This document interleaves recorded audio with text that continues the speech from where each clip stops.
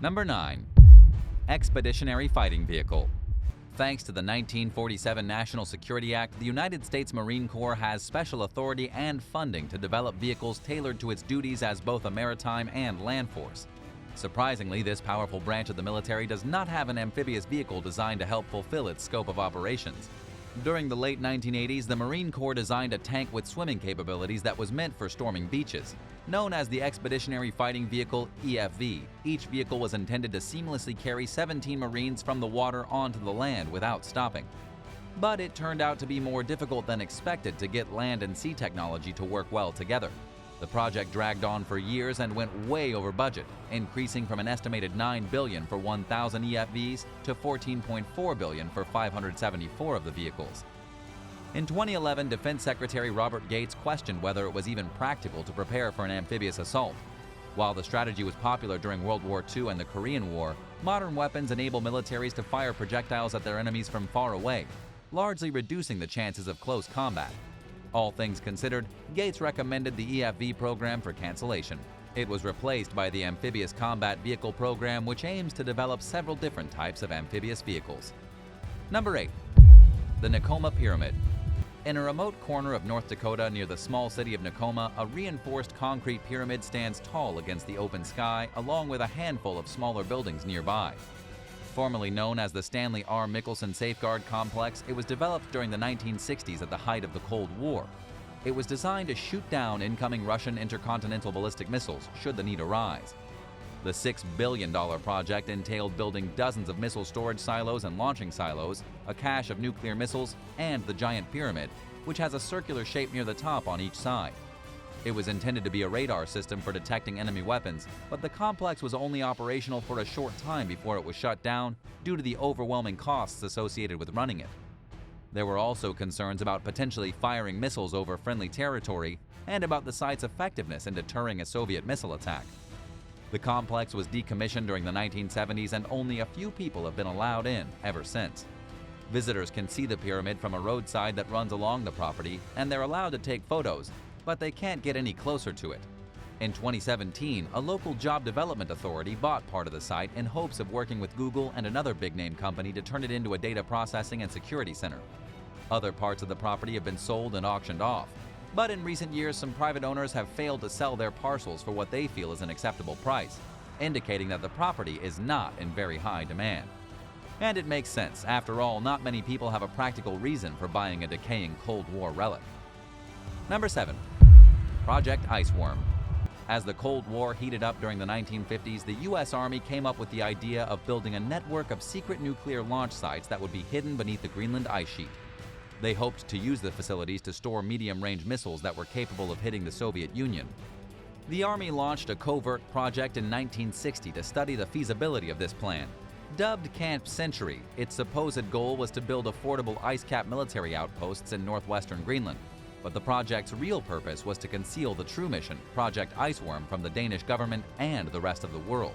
A team of engineers dug 21 trenches and filled them with pre-made buildings. The tunnels spanned nearly 2 miles and consisted of a hospital, a theater, a shop, and a church. Around 200 members of the military lived in the subterranean settlement. But the project encountered an unexpected hurdle when ice core samples showed that the glacier was traveling much faster than anyone had realized. The data indicated that within 2 years, the tunnels and stations would be destroyed. Project Iceworm was officially canceled in 1965 and the site was evacuated. The military left behind biological, radioactive, and chemical waste, thinking it would remain frozen in the ice forever. They were wrong, however, and a 2016 study showed that if the waste isn't cleaned up by the year 2100 or sooner, it'll start leaking into the surrounding environment. Nice job, US government. Nice job. Number 6.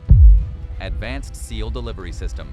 Built in 1996, the Advanced Seal Delivery System, ASDS, was a midget submarine that was used for transporting Navy SEALs and their equipment from submarine platforms to carry out clandestine and covert special operations missions. The concept for the ASDS built upon the original SEAL delivery vehicle, which was developed in 1983.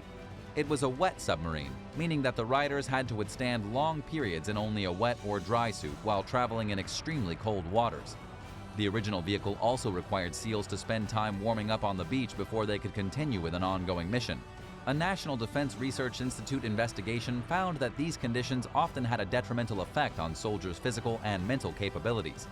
For these reasons, the idea for a dry or pressurized hull for a sealed delivery vehicle was born in the form of the ASDS, and a prototype was developed. The project improved the vehicle's range, speed, payload, and habitability, according to the NDRI report.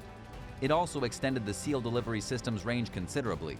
The ASDS remained in commission from 2003 until 2008, when the prototype was destroyed in a fire.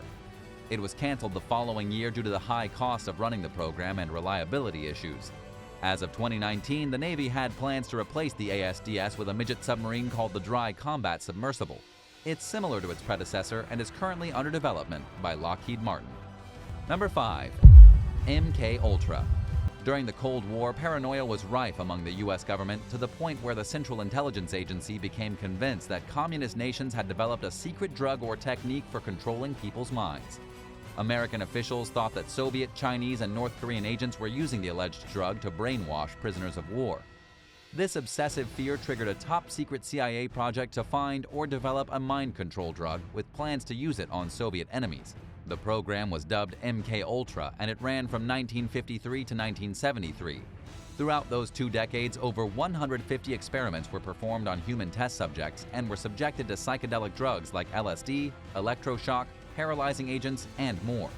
Study leader and chemist Sidney Gottlieb aimed to first destroy the subject's existing mind. The next step was to implement a different way of thinking into the newly created mental void.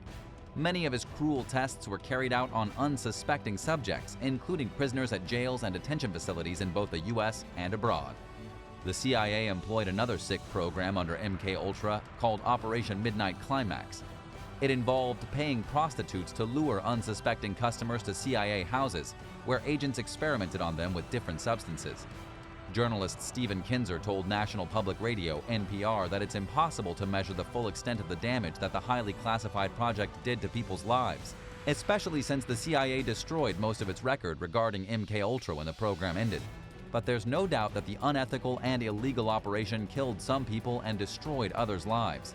In 1974, a journalist named Seymour Hersh exposed the project, prompting an investigation. After the findings were revealed, then-President Gerald Ford issued an executive order banning intelligence agents from experimenting on human subjects with drugs without their consent. Have you ever heard of this secret military project before? Do you think something like this is still going on today, right under our noses? Let us know in the comments below, and if you're liking this video, be sure to hit the thumbs up and subscribe buttons if you haven't already. Number 4. Ross Island.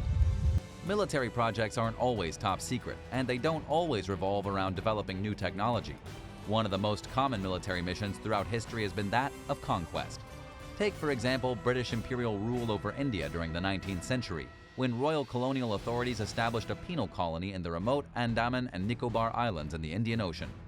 Located over 800 miles from the Indian mainland, the far-flung region seemed like the perfect place for imprisoning rebels who fought back against British rule. Officials chose a tiny island measuring less than 1/3 of a square mile, known as Ross Island, as the administrative headquarters. They forced inmates to clear trees to make room for dozens of upscale Victorian-style buildings, including an extravagant bungalow for the penitentiary's commissioner. Ross Island also had tennis courts, swimming pools, a church, and elegant gardens, ensuring that top-ranking prison staff had to sacrifice as few of the trappings of their luxurious lifestyle as possible. Meanwhile, and this probably goes without saying, convicts languished in deplorable conditions. They were malnourished, overworked, exposed to disease, and experimented on with malaria drugs that made them extremely ill and depressed. For decades, human rights abuses were committed against prisoners simply for fighting for their country's freedom. The site finally closed down in 1937, not a minute too soon. During World War II, the Japanese raided the island in search of useful materials. The Allies managed to recapture it before it was permanently disbanded. Today, the Indian government oversees the eerie, crumbling ruins which have been reclaimed by nature. While it's usually somewhat depressing to see a series of buildings in ruins, in this case, it's a good thing, because it represents the closing of one of the most sinister chapters in world history. Number 3. Georgia Nuclear Aircraft Laboratory. During the early 1950s, a site known as the Georgia Nuclear Aircraft Laboratory was built in Georgia's Dawson Forest. Also known as Air Force Plant 67 or AFP-67, it was a clandestine United States Air Force testing facility where military equipment was exposed to radiation. It is also here that the military partnered with Lockheed in hopes of developing a nuclear-powered airplane. But not very many people know the full scope of the work that was done at AFP-67 because of its highly classified nature. The facility's nuclear reactor was unshielded, which meant that workers had to retreat into underground bunkers whenever it was turned on. And its effects were evident in the surrounding trees, which lost all their leaves from the radiation. AFP-67 was closed and dismantled in 1971. To this day, most of what went on there is a mystery. All that remains of the facility are the concrete pilings and husks that were left behind, along with the building's foundation and a smaller structure nearby. Parts of the site are cordoned off and remain inaccessible to the public today, much as they were when the facility was still operating. The underground tunnels and bunkers that sheltered employees when the reactor was in use were filled in, but curious adventurers continue to search for remnants of them.